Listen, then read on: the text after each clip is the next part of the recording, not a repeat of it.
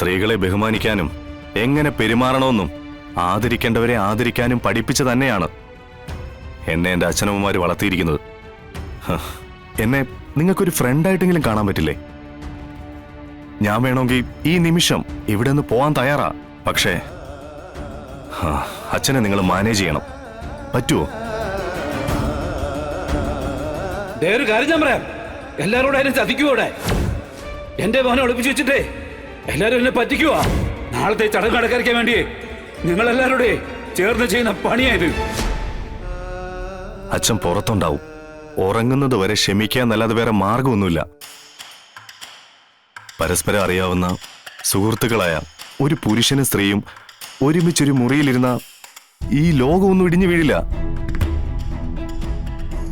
മനസ്സുകൊണ്ട് പരസ്പരം മനസ്സിലാക്കിയവർക്ക് ഒരാളെയും പേടിക്കേണ്ട കാര്യമില്ല. പിന്നെ നമുക്ക് നമ്മളെ അറിയാലോ. അച്ഛനൊഴിച്ച് ബാക്കിയുള്ളവർക്കും നമ്മളെ അറിയാം. പിന്നെ എനിക്ക് കിട്ടുന്ന ഈ അവഗണന അതെന്റെ വിധി, എന്റെ നിയോഗം. അപ്പൊ ശിവോഹം അല്ല? അല്ല, വിയോഗം.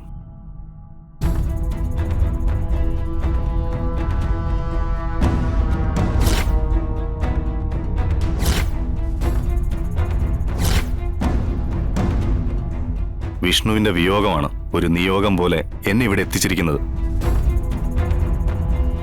ഇതിപ്പോ 5 മിനിറ്റ് കഴിയുമ്പോ അല്ലെങ്കിൽ ഒരു 10 മിനിറ്റ് കഴിയുമ്പോ അച്ഛൻ പോയി ഉറങ്ങും. അപ്പൊ സത്യാമ്മ വന്ന് വാതിൽ തുറക്കും. ഞാൻ ഈ മുറിയിൽ നിന്ന് ഇറങ്ങി പോവുകയും ചെയ്യും. പക്ഷേ നാളത്തെ കാര്യം ഓർത്തോണ്ട് എനിക്ക് ഉറക്കമുണ്ടാവില്ല. അഭിനയമാണെന്ന് അറിയാമെങ്കിലും മറ്റൊരാളുടെ ജീവിതത്തിലേക്കുള്ള കടന്നുകയറ്റമല്ലേ. അതിൽ മനസ്സുകൊണ്ട് വേദനിക്കുന്നവനാ ഈ ശിവൻ. കാരണം അർഹതപ്പെട്ടതേ ഞാൻ എന്നും ആഗ്രഹിച്ചിട്ടുള്ളൂ. മനസ്സിലല്പം നന്മയുണ്ടായി പോയതാ എന്റെ ജീവിതത്തിൽ എനിക്കുണ്ടായ ഏറ്റവും വലിയ പരാജയം.